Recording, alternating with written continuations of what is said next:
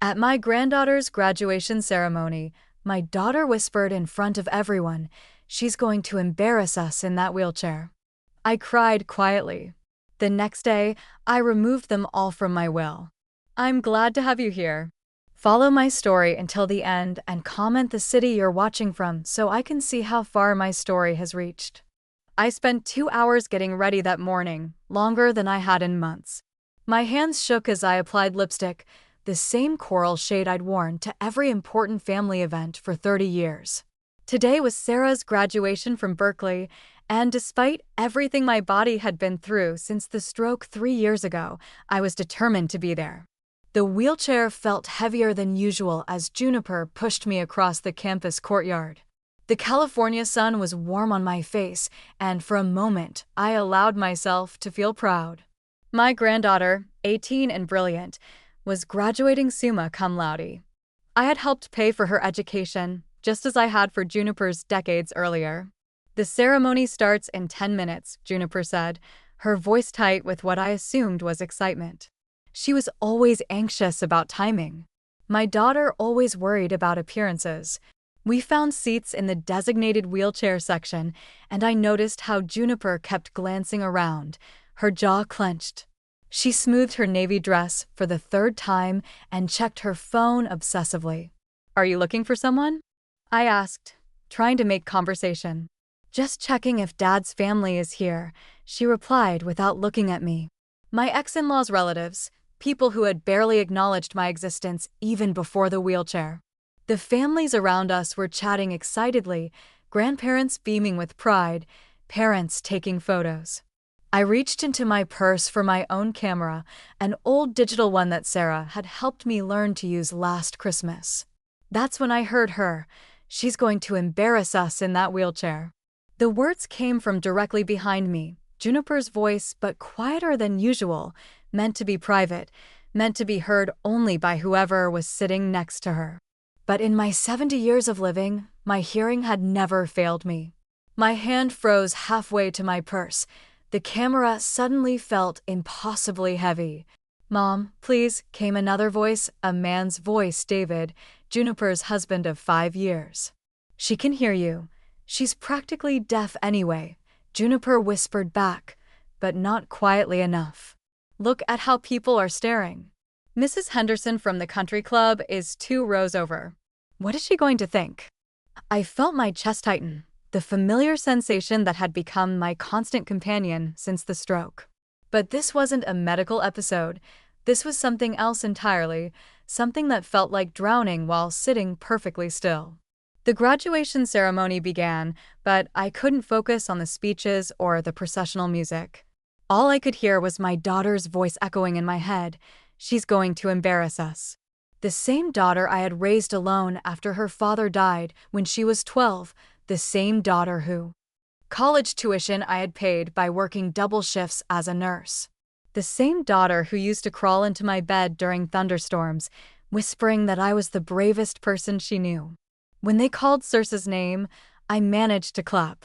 My granddaughter walked across the stage with grace, her red hair catching the sunlight, just like Juniper's used to before she started dyeing it blonde. She looked toward our section and waved, her smile so bright it made my chest ache. After the ceremony, Circe ran over to us, her graduation cap askew, diploma clutched in her hands. "Grandma Eileen, did you see me walk?" She knelt beside my wheelchair, her eyes shining with excitement. "I saw everything, sweetheart," I managed, my voice steadier than I felt. "I'm so proud of you." Juniper stepped forward, then immediately took control of the moment. "Let's get some photos before all the good spots are taken," she announced, already positioning herself next to Circe as David took photo after photo. I noticed how Juniper kept maneuvering herself and Circe away from my wheelchair, making sure I was either partially hidden or completely out of frame. When other families approached to congratulate Circe, Juniper would subtly step in front of me, blocking their view. The drive home was torture. Circe rode with her boyfriend, and I was left alone in the car with Juniper and David. The silence stretched between us like a chasm, broken only by the radio playing softly in the background. I stared out the window at the passing neighborhoods, each house representing families that I imagined were happier than ours. Families where grandmothers weren't seen as embarrassments, where love didn't come with conditions. When we reached my house, Juniper helped me transfer from the car to my wheelchair with the mechanical efficiency of someone performing an unpleasant chore.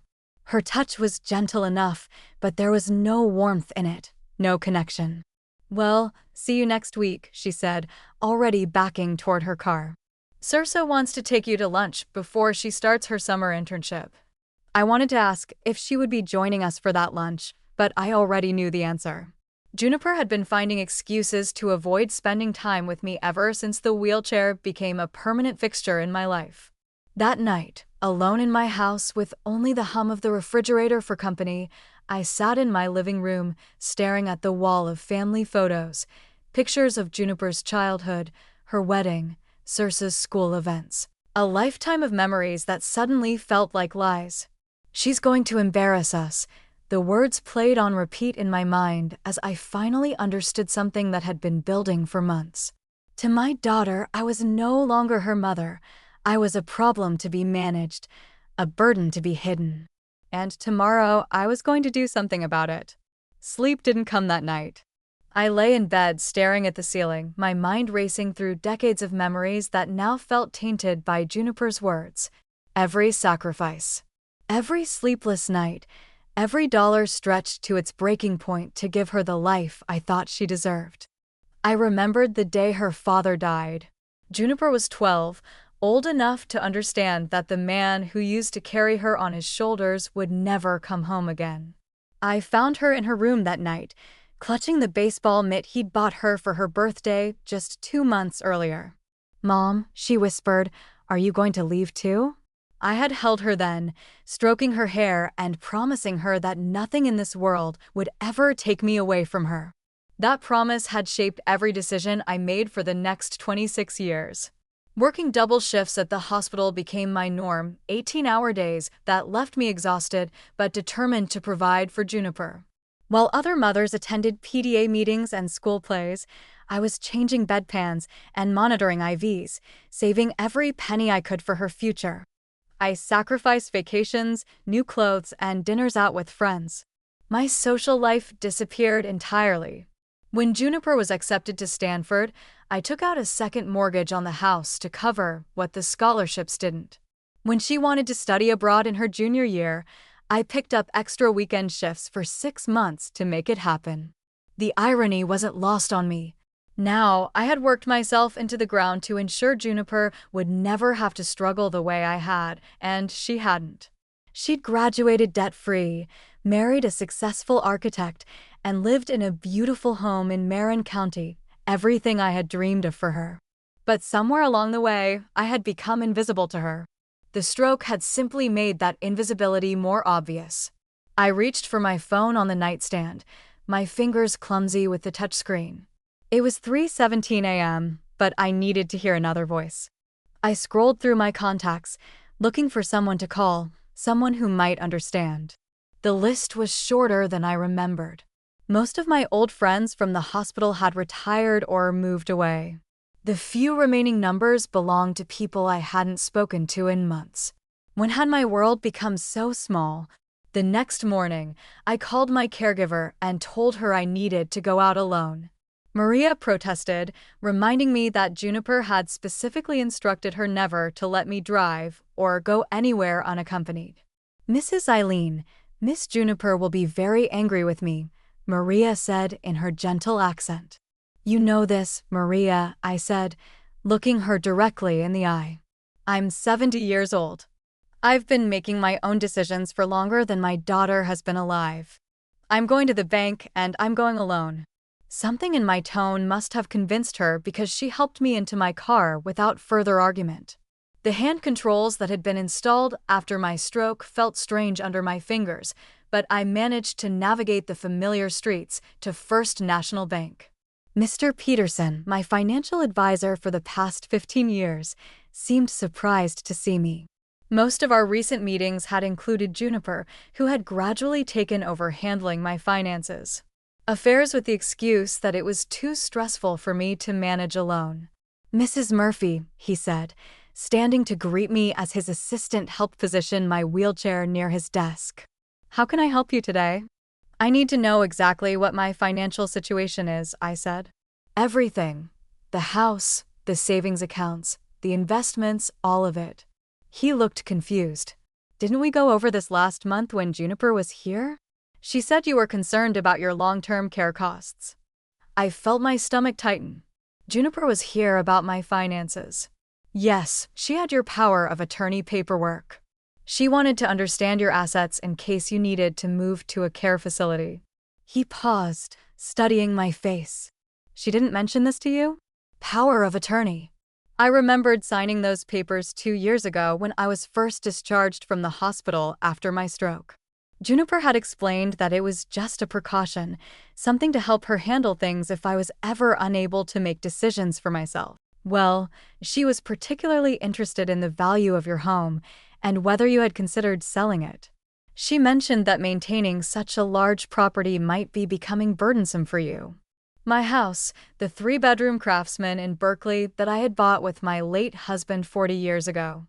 The house where Juniper had taken her first steps, lost her first tooth, brought her first boyfriend to meet us. The house I had nearly lost twice to pay for her education, but had fought to keep because it represented everything we had built together. "Did she mention anything about my will?" I asked. Mr. Peterson's expression grew even more uncomfortable. "She asked about the process for updating estate documents, said you had been talking about making some changes." I hadn't been talking about making changes. I hadn't talked to Juniper about my will in years. "I'd like to see all my accounts," I said firmly, "and I'd like to know exactly what authority the power of attorney gives her." As Mr. Peterson pulled up my financial records on his computer, I began to understand the full scope of what was happening.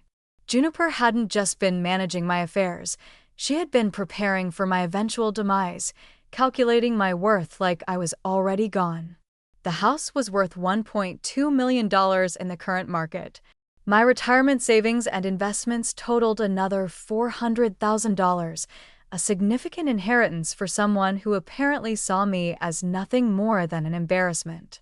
"Mrs. Murphy," Mr. Peterson said carefully, "if you're having concerns about your daughter's involvement in your finances, we should discuss your options." I looked at him. This man who had helped me navigate the financial challenges of widowhood and single parenthood for 15 years. He had never seen me as helpless before. Even after the stroke, even in this wheelchair, I was still the same woman who had built this life from nothing.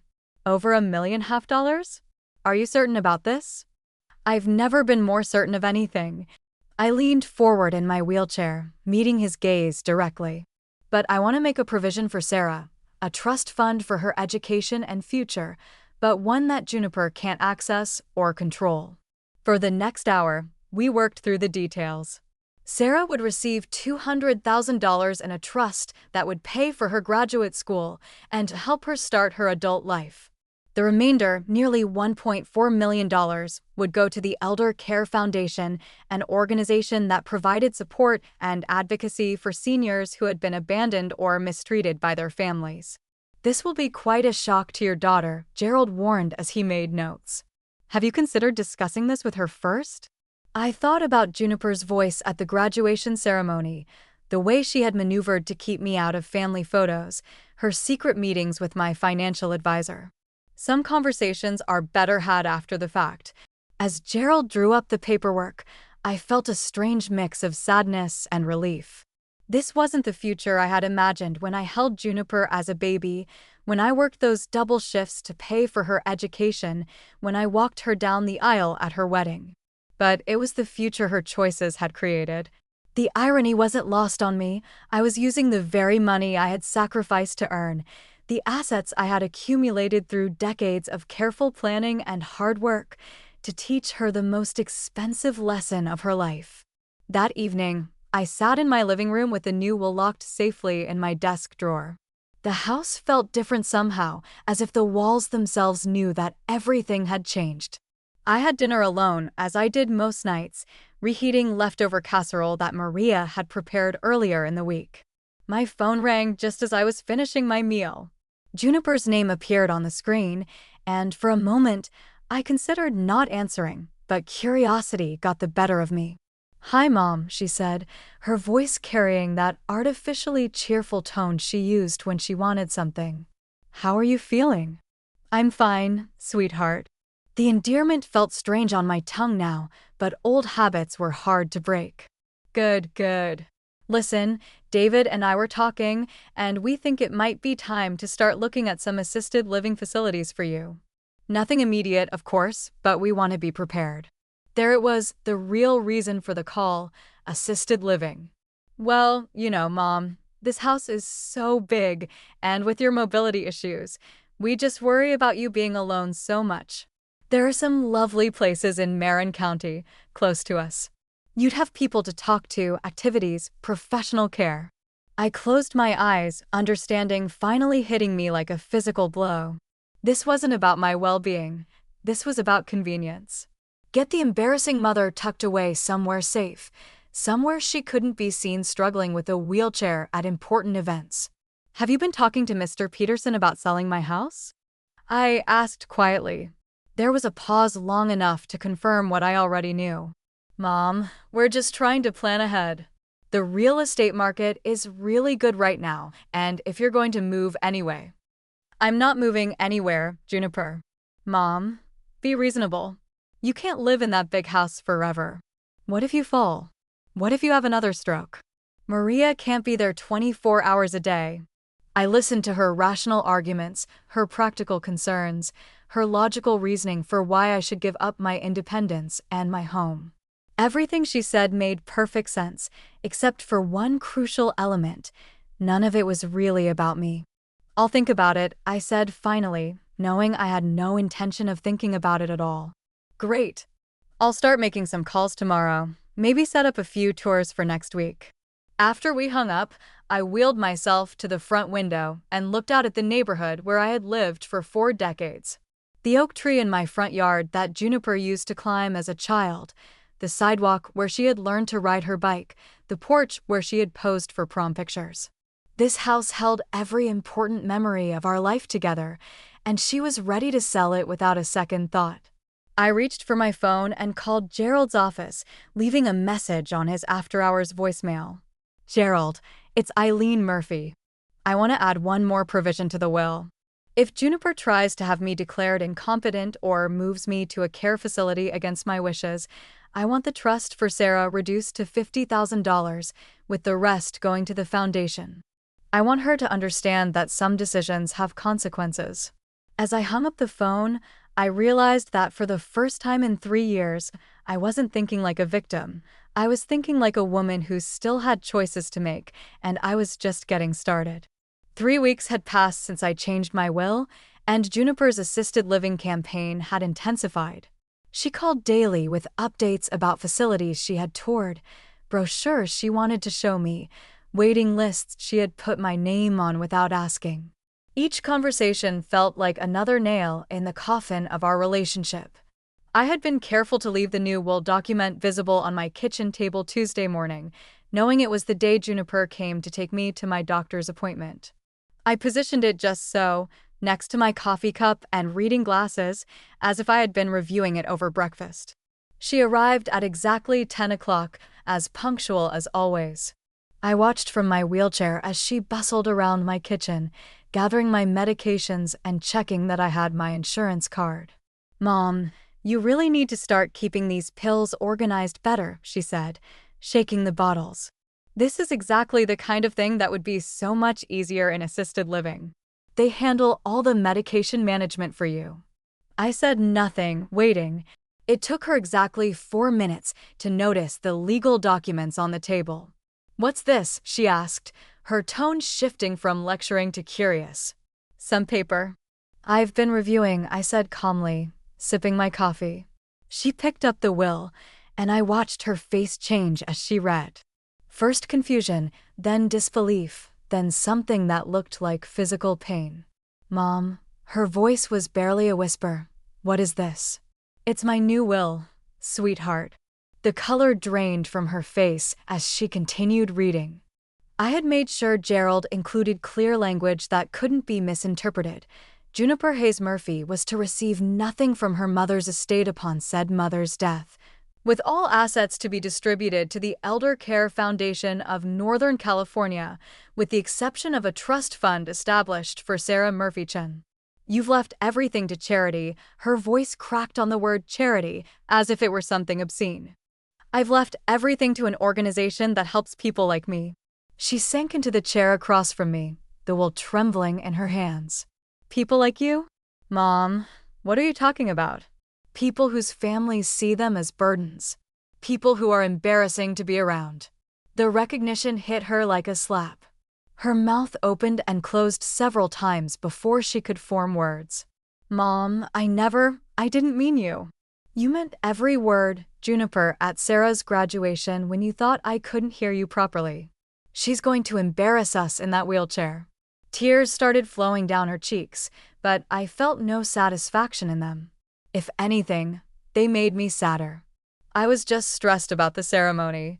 You know how I get when there are a lot of people around. This isn't about one comment at one event, I said, my voice remaining steady. This is about who you've become. This is about secret meetings with my financial advisor, discussions about selling my house, putting me on waiting lists for facilities I never agreed to consider. She was crying openly now, mascara creating dark tracks down her face. I was trying to help you. I was trying to plan for your future. You were trying to manage me like a problem that needed solving. For several minutes, we sat in silence, Juniper clutching the will, me watching the woman I had raised and wondering when I had lost her. Outside, I could hear children playing in the park across the street, their laughter a sharp contrast to the heavy atmosphere in my kitchen. Change it back, she said finally, her voice hard now. Mom, you have to change it back. I don't have to do anything. This is crazy. You're not thinking clearly. The stroke affected your judgment, and you're making decisions you'll regret. There it was, the nuclear option, questioning my mental competency. I had been expecting this. Gerald Hoffman drew up this will, Juniper, the same attorney who handled your father's estate and mine for 20 years. He spent 2 hours with me, asked dozens of questions, had me sign an affidavit confirming my mental state. Good luck convincing anyone that a woman who built $1 million estate while raising you alone suddenly became incompetent at 70. Her tears had stopped, replaced by something colder. Calculating, you're punishing me for trying to take care of you. I'm protecting myself from someone who sees caring for me as a burden. She stood up abruptly, the chair scraping against the floor. Fine, you want to throw away 40 years of being my mother? You want to give away everything Dad worked for, everything you built? Fine. Your father would be ashamed of the woman you've become. The words hung in the air between us like a curse. Juniper's face went white, then red, then white again. How dare you, she whispered. How dare you say that to me? He loved me unconditionally, in sickness and in health, for better or worse. He never once made me feel like I was an embarrassment or a burden. If he were alive today, he would be taking care of me himself, not shopping around for someone else to do it. Juniper grabbed her purse from the counter, her movements sharp and angry. Don't call me when you fall and there's no one to help. Don't call me when you're lonely and realize you've destroyed the only family you have. I won't need to call you, I said quietly. I've already destroyed the only family I had. She slammed the front door so hard that the windows rattled. I heard her car start in the driveway, the engine revving louder than necessary, tires squealing as she backed out onto the street. I sat alone in my kitchen, the will still lying on the table where she had dropped it. The silence felt different now, not empty but clean somehow, like the air after a thunderstorm. My phone rang within an hour. David's number. Eileen, he said, his voice careful and measured. Juniper told me what happened. I think there might be some misunderstanding here. There's no misunderstanding, David. Look, I know she can be intense sometimes. She's just worried about you. We both are. Maybe we could all sit down and talk this through. I almost laughed. Even David, With his architect's mind that understood structural integrity and load-bearing walls, couldn't see that the foundation of our family had been cracking for years. David, I appreciate that you're trying to fix this, but some things can't be repaired. They can only be rebuilt from scratch. Eileen, please. She's your daughter. She is your granddaughter. Don't let pride destroy your family. Pride? As if standing up for my own dignity after decades of sacrifice was somehow selfish. My family destroyed itself, I said. I'm just acknowledging what already happened. That evening, alone in my house with the new will secured in my safe, I felt something I hadn't experienced in months. Peace. Not happiness exactly, but the absence of the constant anxiety that had become my companion since the stroke. For the first time in 3 years, I wasn't waiting for someone to decide what was best for me. I wasn't wondering when the next conversation about my limitations would happen. I wasn't bracing myself for the next casual cruelty disguised as practical concern. I had taken back control of my life, and it felt like breathing again. The war began in earnest the following week. Juniper's first move was to call Dr. Martinez, my neurologist, requesting a meeting to discuss concerns about my mother's decision-making capacity. When that failed to produce the results she wanted, she contacted Adult Protective Services, claiming I was being financially exploited by unscrupulous advisors. The social worker who came to my house was a tired-looking woman in her 50s named Patricia Chun. She sat across from me in my living room, her clipboard balanced on her knees, asking questions that felt like a test I hadn't studied for. Mrs. Murphy, can you tell me what year it is? 2024. And who is the current president? I answered each question with growing irritation. Yes, I knew where I lived. Yes, I could remember what I had for breakfast. Yes, I understood the value of money. The cognitive assessment was thorough and ultimately completely in my favor. Mrs. Murphy, Patricia said as she packed up her forms, I want you to know that you have every right to make decisions about your own estate. Your daughter seems genuinely concerned about you, but concern doesn't override your autonomy. After she left, I called Gerald to let him know what had happened. His response was exactly what I had expected from a man who had spent 50 years practicing elder law. This is more common than you might think, Eileen. Adult children often can't distinguish between caring for their parents and controlling them. The good news is that you've documented everything properly. The will is ironclad. 3 days later, Sarah appeared at my door. I hadn't seen my granddaughter since the graduation, and the sight of her standing on my porch with tears in her eyes nearly broke my resolve. She looked so much like Juniper had at 18, all sharp angles and fierce determination, but with a gentleness that her mother had lost somewhere along the way. Grandma, she said, her voice thick with emotion, can we talk? I let her in. Of course, how could I not? She was the one person in this entire mess who had done nothing wrong except have the misfortune of being born into a family that had forgotten how to love each other properly.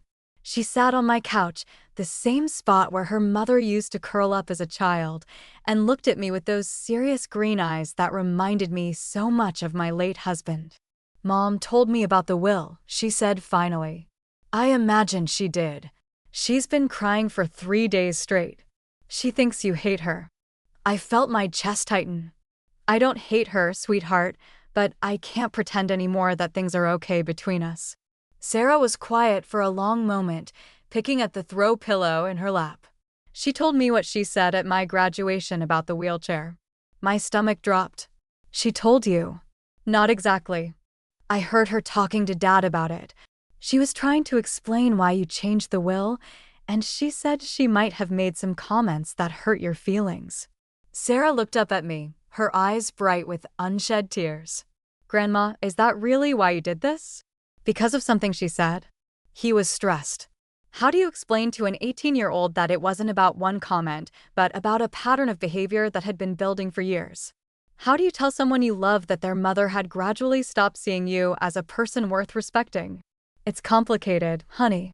Everything is complicated when you're an adult, she said, with the wisdom that sometimes emerges from youth. But some things are still just wrong. I studied her face, looking for signs of the manipulation I was sure Juniper had employed, but Sarah had always been her own person. Even as a child, strong-willed like her mother, but with a moral compass that pointed true north. "What do you think I should do?" I asked. She was quiet for several minutes, clearly weighing her words carefully.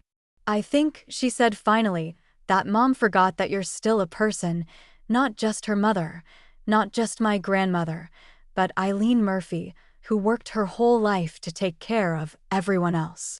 The simple recognition of my personhood, spoken by this remarkable young woman, hit me harder than any insult ever had.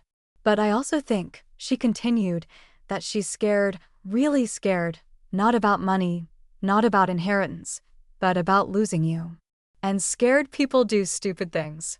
I reached over and took her hand, marveling at how much wisdom could fit into such a young person. "What would you do if you were me?" "I don't know," she admitted, "but I know that I love you both, and I don't want to lose either of you because pride got in the way of forgiveness." After Sarah left, I sat in my living room as darkness fell outside. Her words echoed in my mind, mixing with memories of Juniper as a child, as a teenager, as a young woman starting her own family. Somewhere in those memories was the daughter who used to hold my hand during scary movies, who called me every day during her first week of college, who cried when she told me she was pregnant because she was so happy I would be a grandmother. But those memories were shadowed by more recent ones: the gradual erosion of respect, the increasing impatience with my limitations, the casual cruelties that had become our normal way of interacting. That night, I called Juniper. She answered on the first ring, as if she had been waiting by the phone. "Mom, I want you to understand something," I said without preamble. "This isn't about money. This isn't about revenge. This is about dignity." I heard her take a shaky breath. "Mom, I'm sorry. I'm so sorry about what I said at the graduation. I was stressed and worried about appearances, and I said something terrible. But you have to know that I don't really feel that way, don't you?" The silence stretched between us for what felt like hours. She started, then stopped. "I don't know how to do this, Mom. I don't know how to take care of you without feeling like I'm losing myself in the process." It was the most honest thing she had said to me in years. "I never asked you to lose yourself, Juniper. I just asked you not to lose me."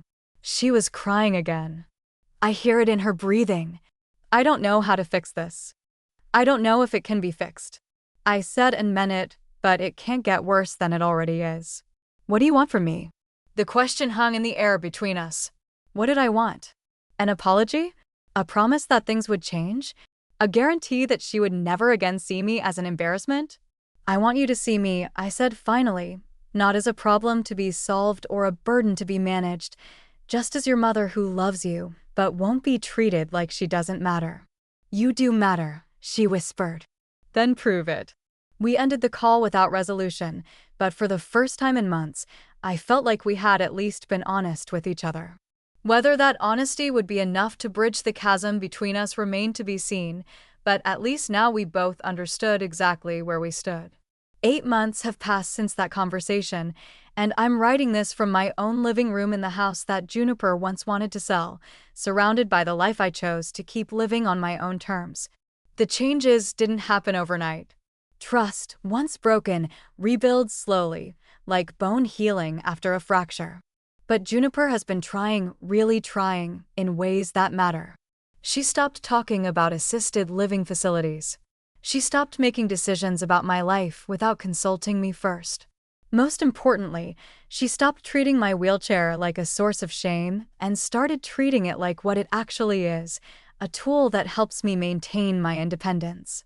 The turning point came 3 months ago at Sar's birthday dinner. We were at a restaurant, and when the hostess tried to seat us at a table tucked away in the back corner, clearly thinking the wheelchair would be less conspicuous there, Juniper spoke up. "Excuse me," she said firmly, "my mother would prefer a table by the window." It was such a small thing, but it meant everything. For the first time in years, someone was advocating for my preferences instead of managing my image. We've had difficult conversations since then, real conversations about the years after the stroke, about how overwhelmed Juniper felt trying to help me while managing her own life, about how abandoned I felt when that help began to feel like management rather than love. I think I was so afraid of losing you to another stroke that I started treating you like you were already gone, she admitted during one of our talks, like you weren't really my mother anymore, just this fragile thing I had to protect. I understood that fear better than I wanted to admit.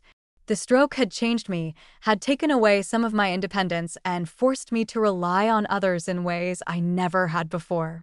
But I was still me, still the woman who had raised her, still someone with opinions and preferences, and the right to make my own choices.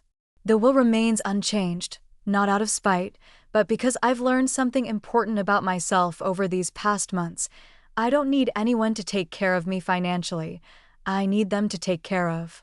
To treat me with the respect and dignity that every human being deserves. She visits every Sunday. Now she brings her laundry, and we fold it together while she tells me about her classes, her internship, and her plans for graduate school. Sometimes Juniper joins us, and we cook dinner together in my kitchen, 3 generations of women who are learning how to love each other without conditions. Last week, Circe asked me if I would teach her how to drive with hand controls. Why would you want to learn that? I asked. She shrugged, but her eyes were serious. Because someday I might need to know, and because I want to understand what your world is like. It struck me then that this 18-year-old understood something that had taken her mother 45 years to learn, that adapting to someone's limitations isn't about making them feel normal, it's about making them feel valued. Gerald calls occasionally to check on me, to make sure I don't want to make any changes to my estate planning. I always tell him the same thing. The will stands as written, not because I want to punish Juniper, but because I want to protect myself. The money will go to people who need it, and that knowledge gives me more peace than any inheritance ever could. I've started volunteering with the Elder Care Foundation, the organization that will eventually receive my estate. Once a week, Maria drives me to their offices, where I answer phones and help other seniors navigate the complex emotions of aging in a family that doesn't always understand their needs. It's given me perspective on how common my experience really is and how lucky I am that my story has had the chance to change direction. Yesterday, Juniper brought me a photo album she had made, pictures of our family through the years, but arranged differently than I expected.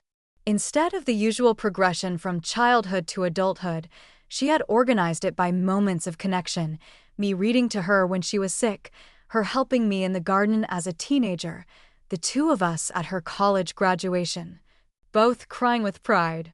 I wanted to remember who we were to each other, she said as we flipped through the pages together, before everything got so complicated. The last photo in the album was from Circe's graduation, but not one of the formal shots we had taken afterward. This was a candid picture that David had captured during the ceremony of me clapping as Circe walked across the stage. My face was radiant with pride, and you couldn't even tell I was in a wheelchair unless you looked carefully at the bottom of the frame. I've been carrying around shame about your wheelchair for 3 years, Juniper said quietly. But looking at this picture, I realized the only person who should be ashamed is me, not because you need a wheelchair, but because I let that change how I saw you. I study that photograph often now. In it, I see a woman who has lived through loss and adaptation and family conflict, but who still found joy in celebrating someone she loves. Someone who refused to let other people's discomfort with her limitations become her own shame. I see myself whole and valuable and worthy of respect exactly as I am. The house is quiet tonight, but it's a peaceful quiet. Tomorrow, Sarah will come for Sunday dinner. Juniper might join us, or she might not, and either choice will be okay. Maria will arrive Monday morning with her usual cheerful energy, ready to help me tackle another week of living independently. My wheelchair sits beside my bed, ready for another day of taking me wherever I decide I want to go. It's not a symbol of limitation anymore. It's a symbol of adaptation, of refusing to let circumstances define my worth. I changed my will 8 months ago to protect myself from a daughter who had forgotten how to see me as a person. I haven't changed it back, and I probably never will. But I no longer need that protection because Juniper has remembered something important. I am not her burden to bear. I am her mother to love, and that has made all the difference in both of our worlds. Now I'm curious about you who listened to my story. What would you do if you were in my place? Have you ever been through something similar? Comment below, and meanwhile, I'm leaving on the final screen 2 other stories that are channel favorites, and they will definitely surprise you. Thank you for watching until here.